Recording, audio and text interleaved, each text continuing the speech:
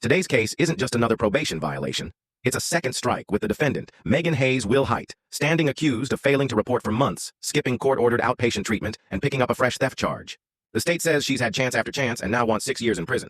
The defense is fighting for a last shot at rehab, arguing she deserves treatment over time behind bars. But here's the kicker. Megan admits she's never finished any program she started. So the question is, will the judge buy her plea for help, or will this be the day she walks out in shackles? Stick around, because the ending is not what anyone in the courtroom saw coming. All right, so what are you saying happened with outpatient treatment?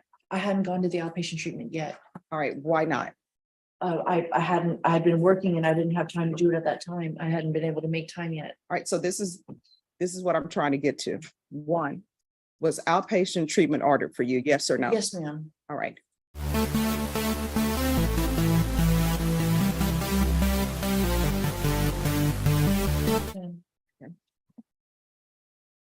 All right, the court is calling 2020 CR 2272, State of Texas versus Megan Hayes Wilhite. Can I have parties announced for the record for the state? Daniel Escobar for the state of Texas. Defense. Kelly Piddle.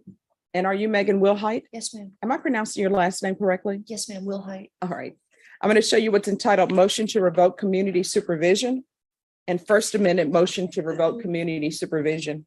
Did you review those documents with your attorney? Did Yes, you ma'am. understand them? Yes, ma'am. Are you the same Megan Hayes Wilhite who was placed on community supervision in 2020 CR 2272 for the offense of burglary of a habitation force on August 29, 2022 for a term of 6 years? Right here, Megan pleads true to 2 separate violations, failing to report and committing a new theft. In legal terms, a true plea means she's not fighting the facts, only the punishment. It's essentially saying, yes, I broke the rules.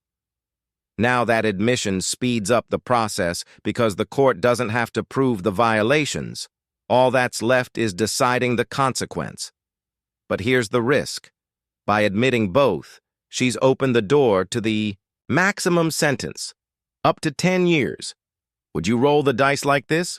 Or would you have tried to fight it? Is that you? Yes, ma'am. All right, state. Violated condition number 4 in Bexar County, Texas. The defendant, Megan Hayes Wilhite, did then and there fail to report to the supervision officer as directed for the months of April, June, and July 2023 in violation of condition number 4. How do you plead to that? True or not true? True, miss. And Judge, this is going to be on the first amended motion to revoke.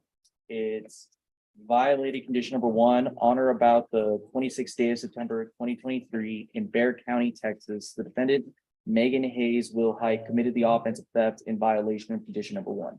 How do you plead to that? True or not true? True, miss. Your Honor, state waives all the violations. Any objection? No. All right, did you understand by pleading true to violations 4 and 1, the court could find it true, grant the motion, and sentence you up to 10 years in prison? Did you understand that? And up to a $1,500 fine? Yes, ma'am. Knowing that, do you still wish to plead true to violations 4 and 1? Yes, ma'am. Court will find violations 4 and 1 true. Is there a proposed agreement? No, Your Honor, we were going to go open to the court. The state was going to recommend 6 years TDC. The state wastes no time. They want 6 years in the Texas Department of Criminal Justice. Why 6? It's a middle ground between a short stint and the 10-year max, but it's still a massive jump from probation. For prosecutors, this isn't just punishment. It's about sending a message. They're essentially telling the judge, she's had her shot, she blew it, now she needs real time. The defense, though, has another card to play, and it's a risky one. All right, so the state is asking for 6 years. Defense? Judge, I don't know if she was just sworn. Can I have my client testify briefly? Yes. Can you raise your right hand for me, please? Do you solemnly swear or affirm the testimony you give will be the truth and nothing but the truth, so help you God? Yes, ma'am. All right, you can lower your hand if you'll state your name for the record. Megan Hayes Wilhite. All right. Megan, Just one moment. There's Ratlin. All right, who are these people? Are they on the docket? The only people who are allowed in the courtroom are defendants.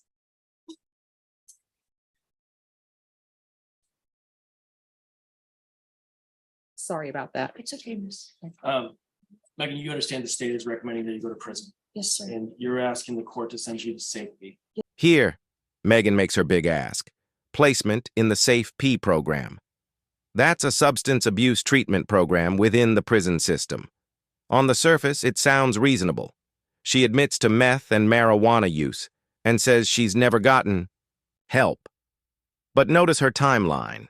She started meth at 32, she's now 38, and she's had multiple legal run-ins since.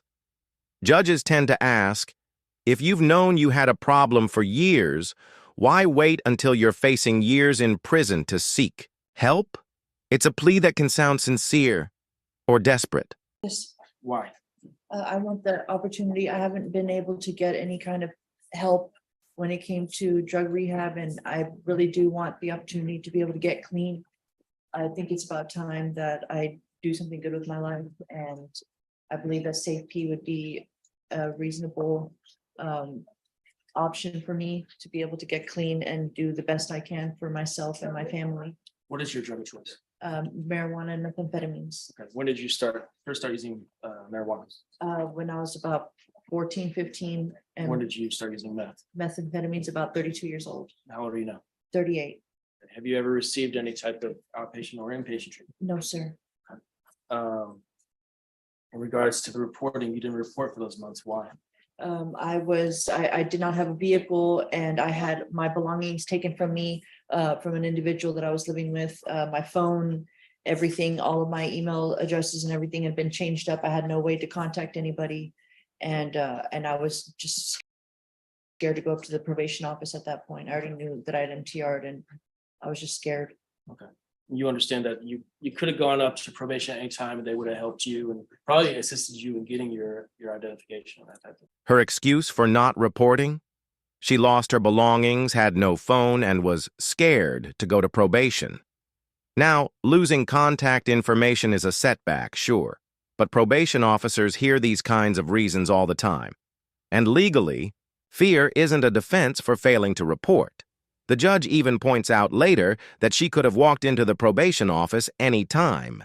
This is a turning point, because once a judge starts poking holes in your story, your credibility takes a hit.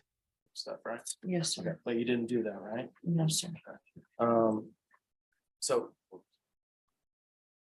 you were placed on probation when, like last year in August? Yes, sir. Okay. You didn't receive any type of treatment? No, sir. Okay. And so you're asking for it because you don't want to use methamphetamines. Most definitely not. Passwords. State, any questions? Just a couple, Your Honor. Ms. Woolhite, you did have an opportunity to review the court summary, is that correct? Yes, sir.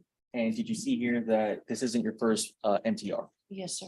And isn't it true that at the last MTR, you were told to go to outpatient treatment and that was a part of one of the conditions, Yes, sir. and you didn't go? I don't think that the outpatient was available at that time. They had told me that I was taking classes, but that wasn't, I guess in the, how to explain this? They had me doing certain things at a certain time, and I'm sorry, the outpatient wasn't at that time that I was going. I was going to classes downtown, but it wasn't treatment at that time. Pass the witness, Judge. No further questions. I have a question. What classes are you saying you were going to downtown? I was going to the theft classes. All right, so what are you saying happened with outpatient treatment? I hadn't gone to the outpatient treatment yet. All right, why not? I had been working and I didn't have time to do it at that time. I hadn't been able to make time yet. All right, so this is what I'm trying to get to. One, was outpatient treatment ordered for you, yes or no? This is a pivotal moment. The judge asks straight up, did you do outpatient treatment? Megan says no. Why? She was working and didn't have time. From a legal perspective, this is one of the weakest justifications you can give. Court-ordered treatment is not optional homework. It's a condition of your freedom. If you don't make time for it, the court assumes you're not taking your probation seriously. This answer alone might have sealed her fate. Yes, ma'am. All right. Did you do outpatient treatment, yes or no? No, ma'am. What is your reason for not doing outpatient treatment? I was, like I said, I was working at the time. I didn't have the time at that period of time. I was going to be making time for it, but I did not have the time at that period of time. All right. Because, and the reason why I asked that question, because, and if I'm wrong, everybody can let me know I'm wrong. I'm gonna take that as a sign of disrespect. But it seems as though you were saying that outpatient treatment wasn't available when the state was questioning you. Did I hear that incorrectly? No, ma'am, no, not that it wasn't available. It's whenever I was with Miss Martha Reyna, we were setting everything up. She had me doing the classes at that time, and I hadn't been able to do the outpatient treatment yet. Not that it wasn't available, because it was part of my agreement, but it just, she had me doing the classes. I was checking in and everything like that with her, doing my UAs and everything. I just hadn't done the classes yet for the outpatient treatment. Okay, all right. Any other questions? No, Judge. No, Judge. All right, probation. Yes, Your Honor. What is probation requesting? Your Honor, The probation officer's testimony here is damning. It's her second motion to revoke. She started theft classes but never finished them, and there's no record of her completing anything. For the judge, this paints a pattern. Megan doesn't follow through. And in probation law, repeated noncompliance almost always outweighs pleas for one more chance. At this point, her odds of avoiding prison just dropped significantly. the recommendation on the court summary is if she is not revoked, then to send her to safe P. I would like to point out this is her second MTR. And as she stated, it looks like she may have maybe entered the theft classes, but they were never completed. Okay. So at least we don't have record that they were complete. All right, anything else from either side? Just brief argument, Judge. All right, then I'll hear argument. State you are requesting 6 years. Yes, Judge. Is there anything you wish to add? Judge, it's just, she's been given plenty of opportunities to attend treatment, even when. The prosecutor hammers the nail. She's had plenty of opportunities, and even today can't give a clear answer about why she didn't do treatment. This is a classic courtroom strategy. Remind the judge of the repeated failures. Then, tie it directly to the punishment you want. It's a way of saying, Judge, if she didn't do it before, what makes you think she'll do it now? And honestly, that's a hard point for the defense to counter. Answering the questions on treatment today, she didn't really give an answer other than she didn't have the time to do it. She's been given chance after chance. That's why the state's recommending time in TDC.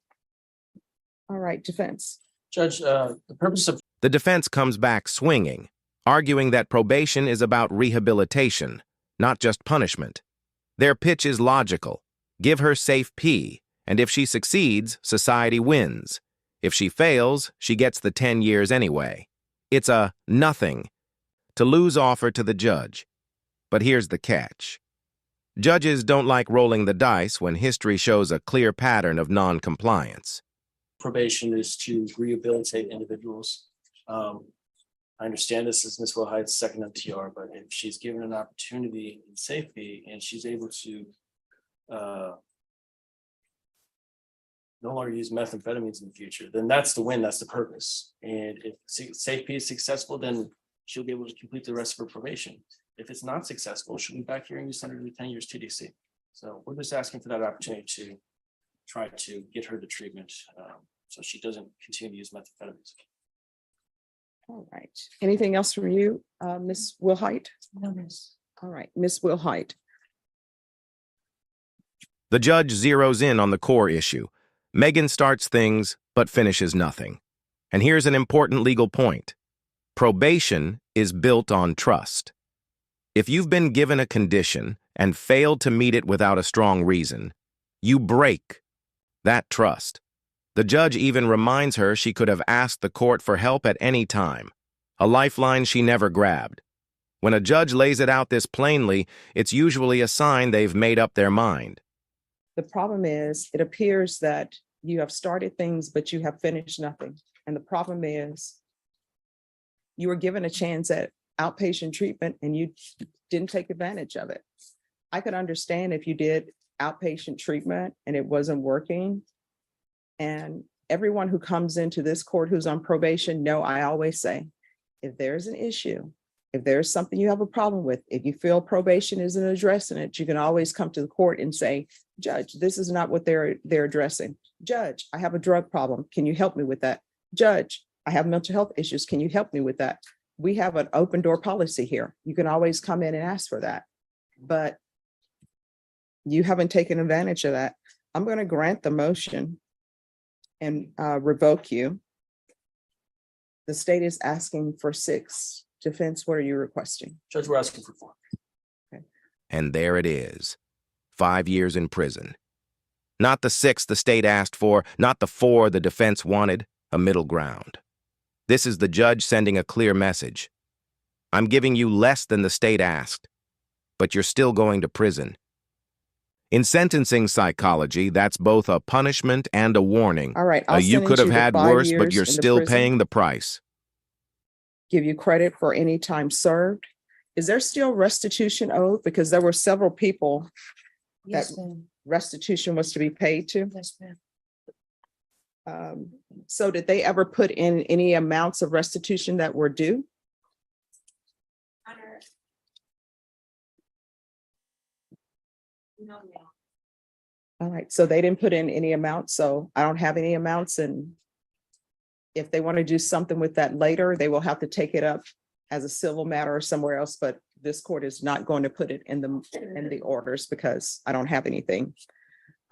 There's still to be no contact with the complainants that are previously listed. And let me write those down. If you would like, what I can do is I can recommend for you the therapeutic community. I am not in charge of whether or not they give you or place you in the program. You'll have to still request it, even though I put it on the form recommending it. It will not increase the length of time that you are in custody. So for example, if you're coming up for parole in 2 years or whatever, and you have not completed the therapeutic community portion of it, they're not going to say, well, we're going to give her parole, but since she hasn't completed the therapeutic community, we're going to keep her. That's not the way it works. It's just there for you while you're there. Would you like that? Yes, ma'am. All right, so I'll order therapeutic community. You're still going to have to ask for it, okay? Yes, ma'am. I'm going to show you what's entitled Trial Court Certification of Defendant's Rights to Appeal.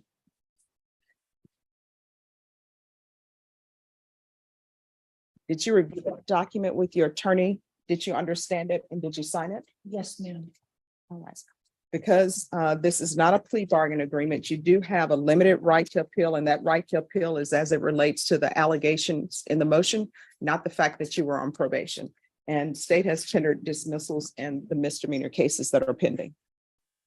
All right, is there anything else? No, ma'am. That's it, Judge. All right, good luck to you, okay? Thank You're you. welcome. Thank you, Judge. So in the end, Megan Wilhite gets 5 years in the Texas Department of Criminal Justice with a recommendation for the therapeutic community program. It's not guaranteed she'll get in. That decision will be up to the prison system. The takeaway? In probation, second chances are rare, and third chances are almost unheard of. This case shows exactly how quickly a judge's patience can run out when promises go unfulfilled. If you found this case as shocking as we did, make sure to hit that like button, share your thoughts in the comments, and don't forget to subscribe for more jaw-dropping courtroom breakdowns.